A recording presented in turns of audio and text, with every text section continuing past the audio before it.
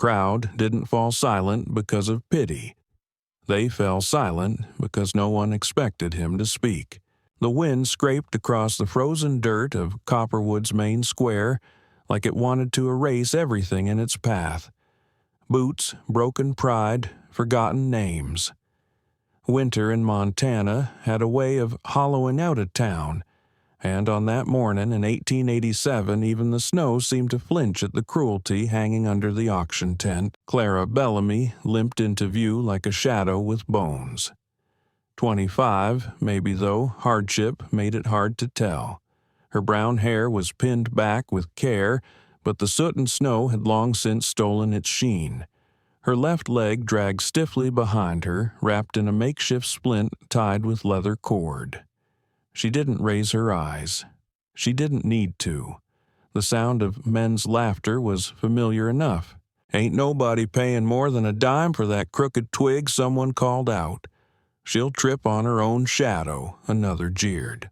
They laughed not kindly, not like people, like wolves in coats pretending they had jobs and names. The auctioneer shuffled his ledger face, half lost in the collar of his worn jacket. "Clara Bellamy," he announced, voice cracking in the cold. "Sewing skills, domestic labor, starting bid 5 cents. Even the wind seemed to hold its breath. Then came the voice. $2. It wasn't loud. It didn't have to be. It cracked through the laughter like ice-splitting wood. Heads turned. Some scoffed. A few blinked in disbelief. From the back of the crowd stepped a man whose name everyone knew, even if no one dared to say it too loudly. Henry Callahan, tall, broad at the shoulders, but slouched slightly, as if from carrying too many years. He wore a gray duster, lined with wool, and a dark felt hat pulled low over eyes that once used to smile. Not anymore. Not since his wife passed. Not since the orchards on the west side of his property turned wild. Not since he started leaving one place, setting untouched at his table. He walked forward without a second word and handed over 2 silver coins cold from his coat pocket. The auctioneer blinked. "Sold," he mumbled. The crowd murmured as Henry turned toward Clara. He didn't offer his hand. He didn't move closer. He just looked at her, not like a savior, not like a buyer, like a man offering shelter and nothing more. Clara raised her head, not in gratitude and certainly not in hope. Her face was carved in stone, but something in her eyes flickered just for a second. Then she stepped off the platform crutch, thumping once against the packed earth. She followed Henry through the parted crowd, not because she believed in him, but because she'd already been discarded by everyone else. She had nowhere else to go. As they walked, the laughter behind them didn't return. It had turned to something quieter, heavier. Gossip would come later. But for now, the only sound was the steady tap of Clara's crutch and the hush of snowfall beginning again. The Callahan Ranch sat on the edge of Copperwood, its fences bent in places like tired knees. The house was old timber, strong but weary. No children's toys, no curtains in the windows, just smoke rising from the chimney and a door that opened with a quiet creak. Henry said little as he led her down a dim hallway. Her steps echoed unevenly against the wood floor. At the far end, he opened a door to a small room with a narrow bed, a clean basin, and a folded quilt. "This is yours," he said, "nothing more." He didn't linger. He didn't ask questions. He left her standing there in a room that smelled of pine and old soap. That night, Clara didn't sleep much. She sat on the edge of the bed, hands clasped, listening to the silence. She was used to noise of people shouting of being cursed, of her own ragged breath when the pain got bad. But this quiet felt like a room waiting to be filled. In the morning, she woke to find a tin plate on the table bread, a hard-boiled egg, and a chipped cup filled with warm tea. No note, no voice, just food left as though it had appeared on its own. She ate slowly, unsure of what to make of it. Henry was outside by the barn, his breath fogging in the dawn light as he chopped firewood. His coat was dusted with frost. He worked in rhythm, steady and wordless. Clara watched from the kitchen window, her breath matching the slow rise of steam from her cup. She didn't feel safe, but she didn't feel hunted either, and that was more than she'd had in years. Days passed, marked by the scrape of her crutch and the wind tapping against the windows. Henry left food.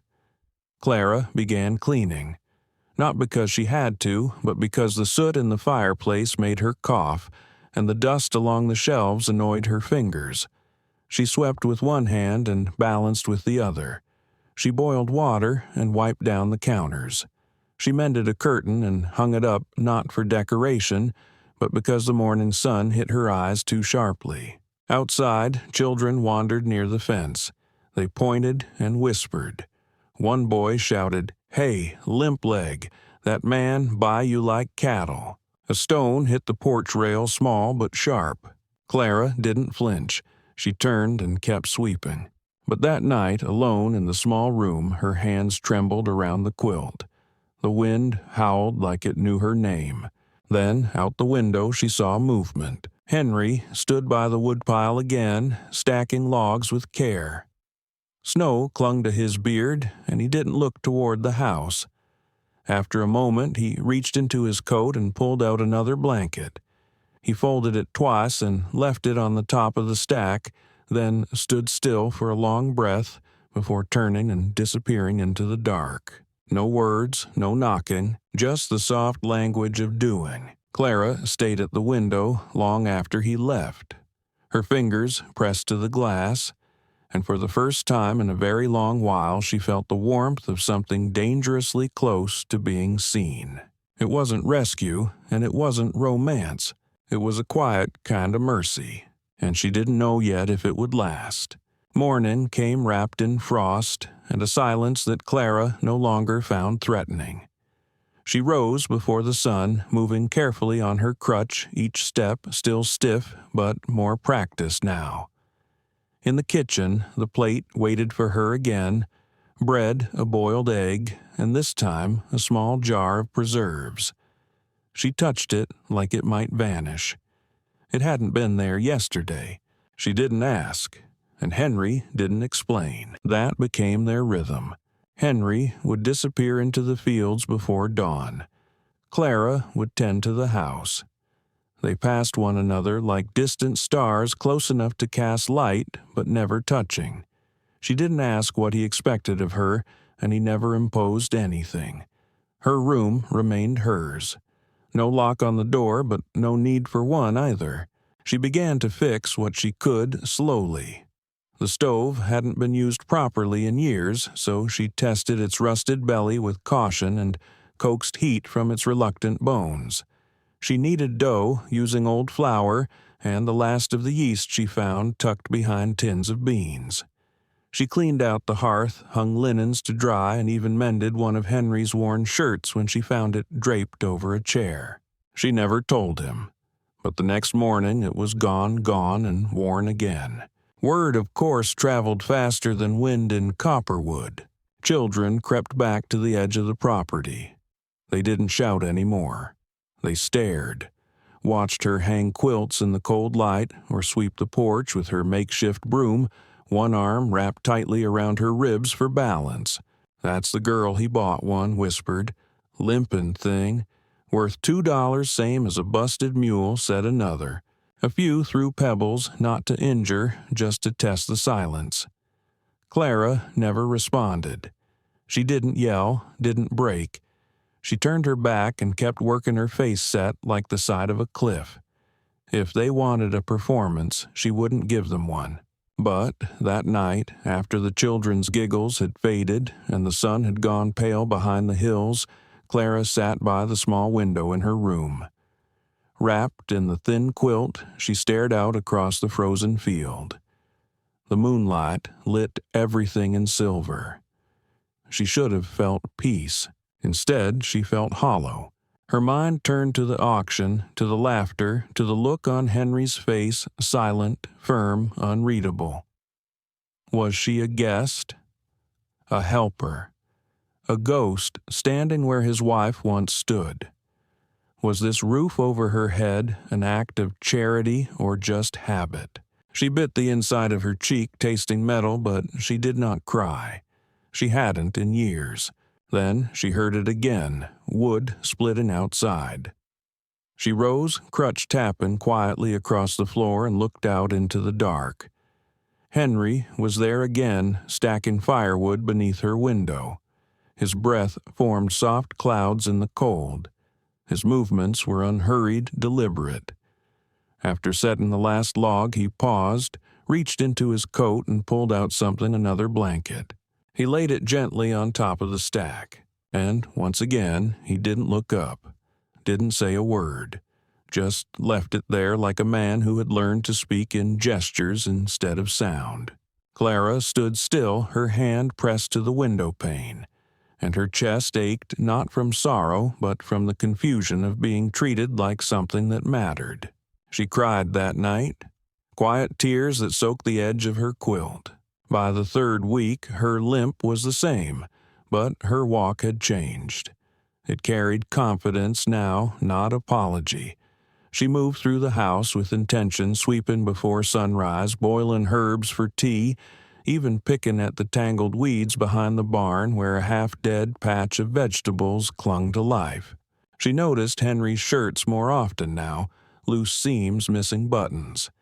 She didn't ask if he wanted them fixed. She just fixed them. In the evenings, she stitched by the fire, the flickering orange light catching the calluses on her fingers. One morning, she brought Henry his tea out on the porch. Steam rose from the tin mug in the crisp air. He took it without a word, but something else was waiting on the tray. A flower, tiny wild violet at the tips, probably pulled from the edge of the fence line. No note. Just sitting there beside the cup. He didn't mention it, just nodded once and went back to the fields. Clara stared at the bloom for a long time. Later, she pressed it between the pages of her worn hymn book. That night, she didn't sleep from pain, but from peace. Yet Copperwood hadn't softened. When Clara returned to town for supplies, all heads turned. She felt it before she heard it whispers sticking to her back like burrs. Lost his mind that Callahan, someone muttered by the feed sacks. Might as well have married a ghost, said another.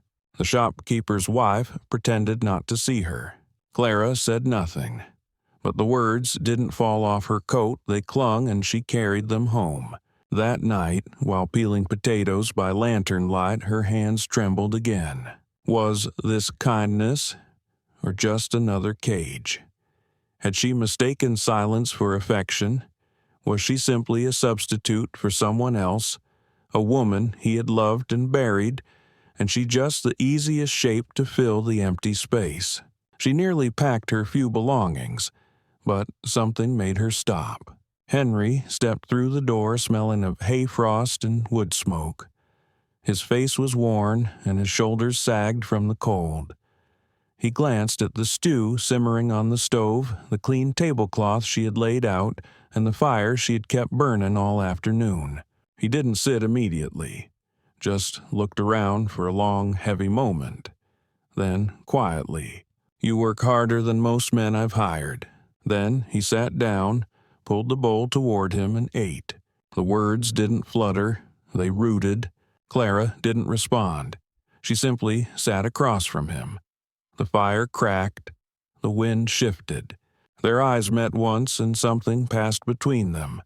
Not romance, not pity, recognition. That night, Clara didn't pack. She didn't cry. She folded the cloth napkin, washed the tin dishes, and closed the door to her room with a sense of steadiness she hadn't known before. She didn't know what would come next, but for once she wasn't afraid of it. The sky over Copperwood burned gold that evening, the last warm sunset before winter took its full grip. Clara stood on the porch, her hands wrapped around a mug of tea, watching as Henry rode out toward the ridge trail. A stray calf had gotten loose again, and he'd taken the black mare to track it before nightfall. She'd told him to wait. The ground was slick with frost, and the trail twisted through a gully where footing could betray even the steadiest horse. But Henry was stubborn, the kind of stubborn that mistook silence for self-preservation. The sun dropped behind the hills. Then the stars crept in. Still no Henry. When the mare stumbled back into the yard alone, sweat-drenched and wild-eyed, Clara didn't scream. She grabbed the lantern, wrapped a shawl over her shoulders, and hitched the wagon. She found him near the split birch tree by the low ridge, face down beneath brittle grass, blood pooling beneath his temple like spilled ink. She whispered his name once. He didn't respond. Her own breath came shallow clouds blooming in the air. With effort that burned her leg to the bone, she dragged him onto the wagon, teeth clenched against pain, his dead weight nearly too much. But she didn't stop. She couldn't. Back at the ranch, she boiled water, mashed herbs from jars she'd tucked away months ago. She cleaned the gash at his temple, pressed cloths against his ribs where bruises bloomed like dark thunderheads. He moaned in his fever, flinched when she touched him. And once, when she bent close to wipe his brow, he whispered a name. It wasn't hers. It was soft and broken and belonged to a woman buried 10 winters ago. Clara didn't pull back. But she didn't speak again that night either. For 2 days she stayed at his bedside, eyes fixed on the rise and fall of his chest. She spooned broth between his lips, sang, sometimes not for him, but for herself, for the silence she had once feared and now held like an old friend. On the 3rd morning, Henry opened his eyes. The first thing he saw was her. Pale, exhausted, a bruise on her shoulder from dragging him in. Her dress was damp at the hem where she'd knelt in snow, and her fingers were raw from tending fire and bandage alike. He blinked, then turned his head. He said nothing, but something between them had shifted. After that, Henry moved quietly, speaking even less than before. He took to the barn when he could walk again, splitting wood like the logs had wronged him. He ate standing. When Clara handed him his tea, he nodded without meeting her eyes. The silence that returned was not gentle. It had weight now. Guilt. Jeremiah Clay, Henry's oldest friend, stopped by one afternoon with a sack of seed and a furrowed brow. He watched Henry struggle with the axe, the bandage still tight around his ribs. "You ought to rest," Jeremiah said. "You're not made of stone." "Restin' makes it worse," Henry replied, breath sharp. Jeremiah squinted. "You always were stubborn. She's a good one, though." Henry's hands stilled. "She's half my age," he muttered as if the admission tasted foul. "What kind of man feels this way?" Jeremiah shrugged. An honest one. What Henry didn't know, what neither of them knew, was that Clara stood behind the door, her fingers twisted in her apron, breath caught like a fish in her throat. She had not asked for love. She'd barely let herself believe in kindness. But to be reduced to a symptom of his loneliness, a warm body to ease the ache of grief that cut deeper than the laughter of strangers. That night she packed her few belongings. Her shawl, the hymn book, the pressed flower now brittle between its pages. She didn't cry. She didn't shout. She simply opened the door and stepped into the rain. By the time Henry noticed, she was halfway down the muddy trail toward the tree line, her boots sinking deep into the slush, her crutch tucked beneath one arm. "Clara," he shouted. She didn't stop. He caught up with her at the old gate, one hand gripping his side, breath ragged. "You can't walk out in this," he gasped. "Not like this." She turned to him, soaked through hair plastered to her cheek. "Don't worry. I'm used to being left in the rain." He flinched. "That's not what I meant." Her voice cracked like old wood. "You said I was just loneliness. Too young. that this whatever it is was wrong. Henry's voice dropped low. I said I didn't know what kind of man feels this way, then softer. I never said the feeling was wrong. He paused, hands trembling. If it's wrong to want peace, then let me be wrong one more time in my life. Clara stared at him, and for the first time she saw past the stoicism, past the calloused hands and furrowed brow. She saw a man standing in the cold, not to control her, not to fix her, but because he was scared to let her vanish. Henry reached for her bag and slung it over his own shoulder. Then, without command, he held out his hand. Not to save her, just to say I'm here, if you want to stay. Clara stood motionless, the wind tugging at her hem. Then she placed her hand in his. Later that night, the sky cracked open again. It wasn't snow, not yet. But the chill and the wind carried teeth, and even the horses shuffled uneasily in the barn. Henry rose from his chair, his old revolver in hand. I heard something he said. Clara followed him to the porch. It can wait till morning. I won't take chances, he replied. He stepped into the dark with only a lantern. Clara waited fire, roaring behind her fingers, trembling against the arms of her chair. Then the shot rang out, not far. She bolted barefoot into the yard, breath steaming, heart pounding. Rustlers, 3 of them, had slipped through the broken fence. But Henry had caught them. He'd fought back hard. Blood ran down his temple, and he lay curled near the barn wall, unmoving. Clara didn't hesitate. She dragged him inside, crutch abandoned. Her legs screamed, her shoulders burned, but she moved like the fire was inside her now. Once Henry was safe, she took the old rifle from above the kitchen door, one she had never touched. Out in the dark, the rustlers wrestled with the gate. She raised the rifle, breath ragged. The first shot cracked the valley. The second rang louder, deliberate. She shouted, "The next one won't miss." The men froze, looked at each other, then turned and ran.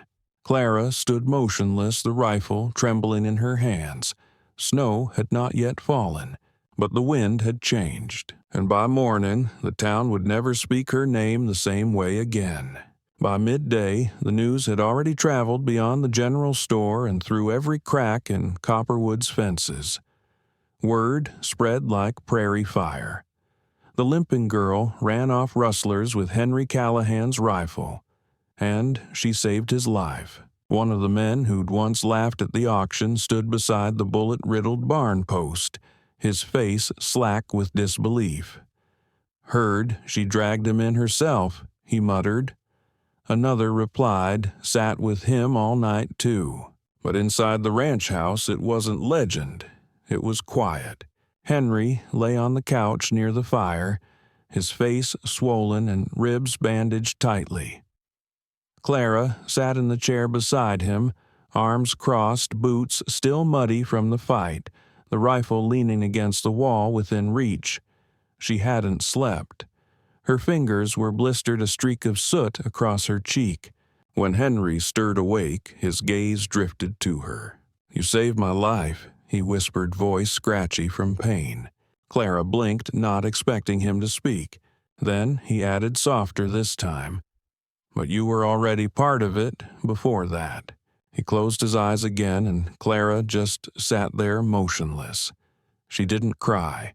She didn't smile. But something inside her settled a root-finding earth. As winter closed its jaws around the valley, Clara became more than a helper. She was the pulse of the ranch. The porch was always swept. The hearth never went cold. Her mending was so precise that Henry once joked his shirts were stronger than they'd ever been before she touched them. They never discussed the rustlers again. Not aloud. Instead, life bent quietly toward them. He repaired broken hinges around the house. She ground herbs for poultices and tea. He carved a small stool for her to sit on while baking. She left a jar of honey beside his morning coffee. And still no declarations were made. Just gestures. Only gestures. Until the day Thomas Ridley showed up. a widower leather worker a few years older than Clara. He approached her at the feed store, hat in hand, eyes polite but determined.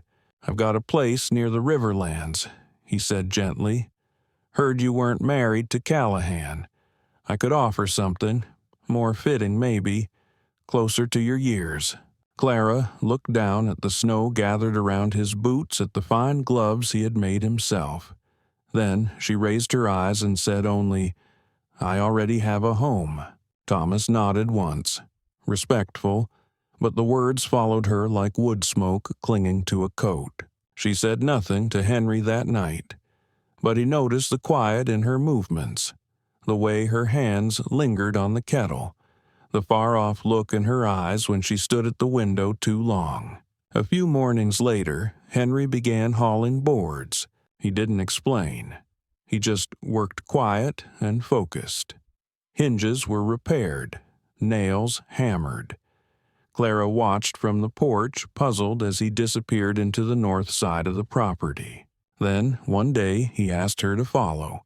Beyond the pasture and the dried-up creek bed stood a cabin, old and gray, half forgotten. Once it had been his home before he built the larger house, back when he'd been married. He opened the door. It didn't creak. The hinges were new. Inside, sunlight poured through clean glass panes. A sturdy table sat near the window. Empty shelves waited along the walls. A rocking chair rested beside a small stove. On a chest was a folded blanket, freshly mended. Clara stepped inside, slowly unsure, and then she saw it. On the shelf near the window, one book sat alone, a guide to stitching and homecraft. Cloth bound, worn at the edges. Inside the cover, a name written in fading ink, Rebecca Callahan. She swallowed hard. Henry didn't speak. He stepped beside her and looked straight ahead. "Figured you could use a space of your own," he said. "Warm hands make better seams." Then he left, and when the door closed softly behind him, Clara stood there for a long time.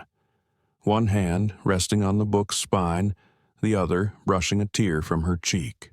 He hadn't asked her to stay.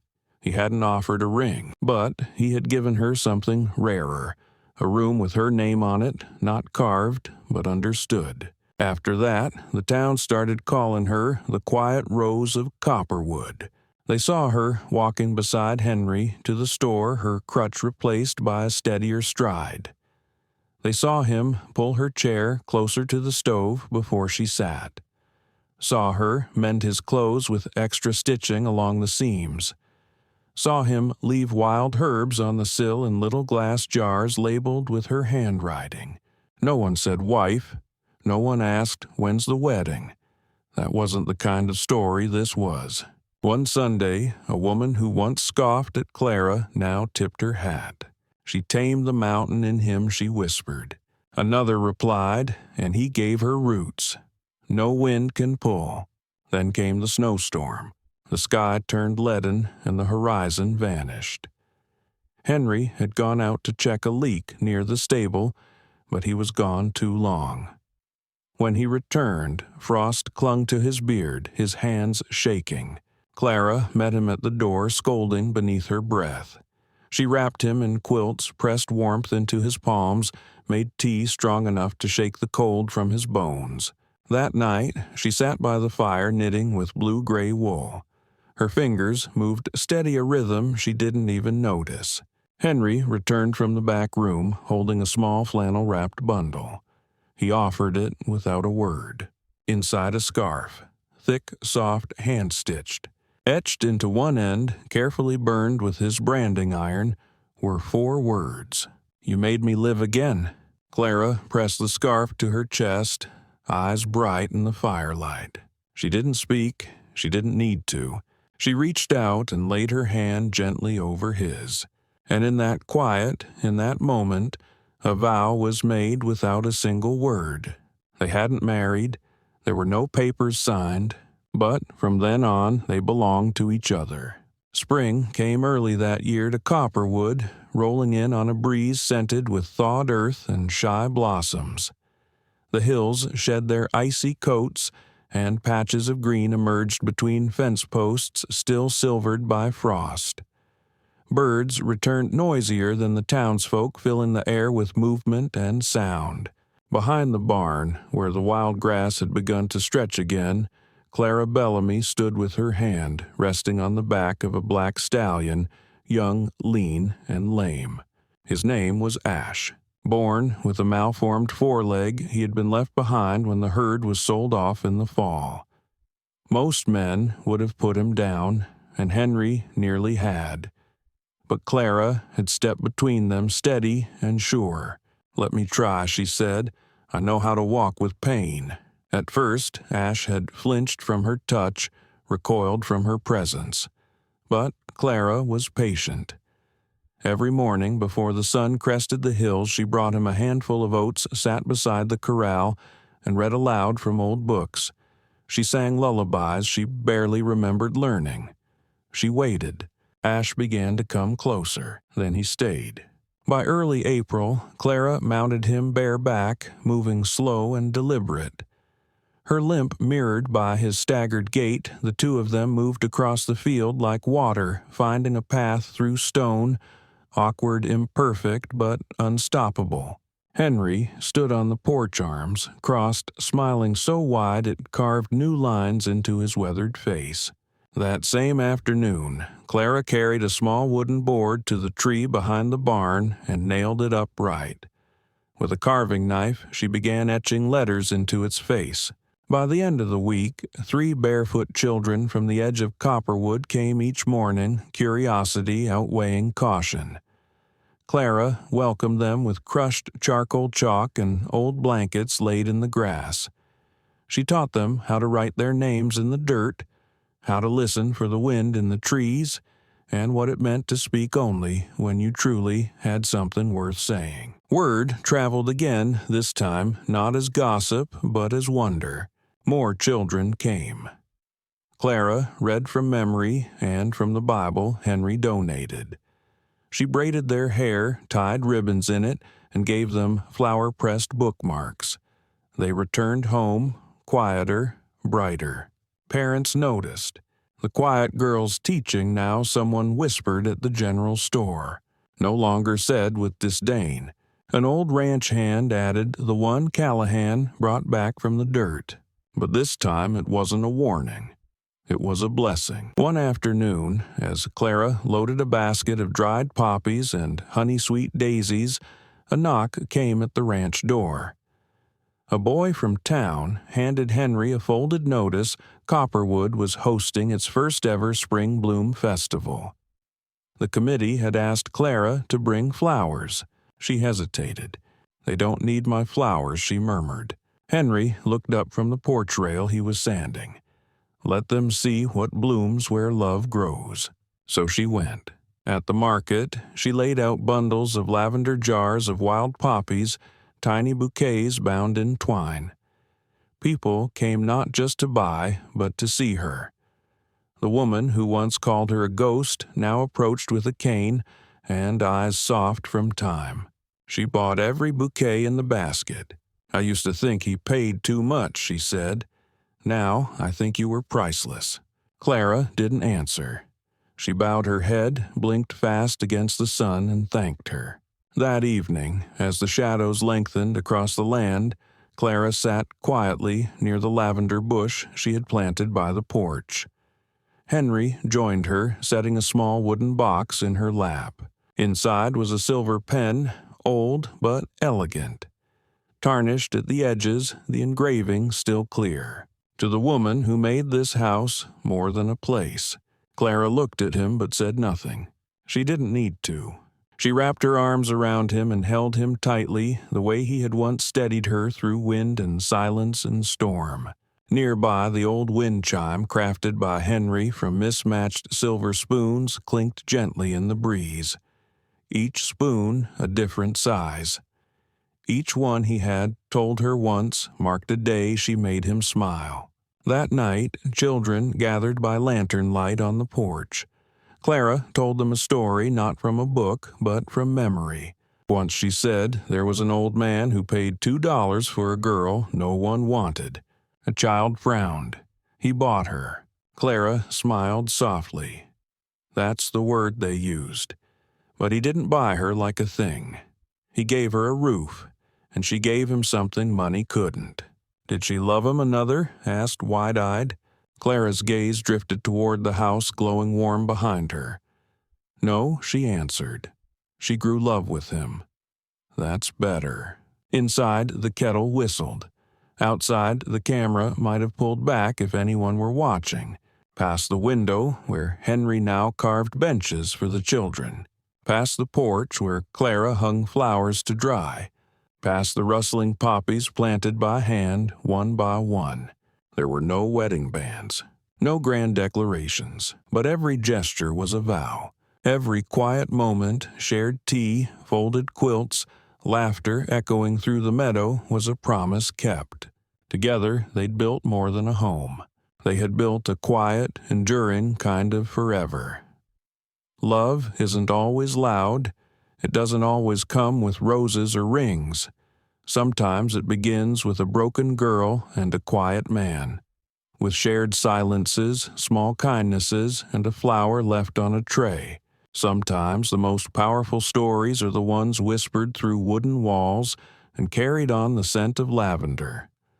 They are stitched into mended shirts, carved into porch rails, and taught to barefoot children under wide Montana skies. Let this be your reminder.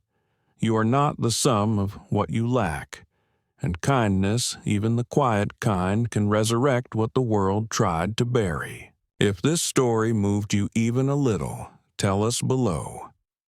What's your version of a quiet forever? Share your thoughts in the comments.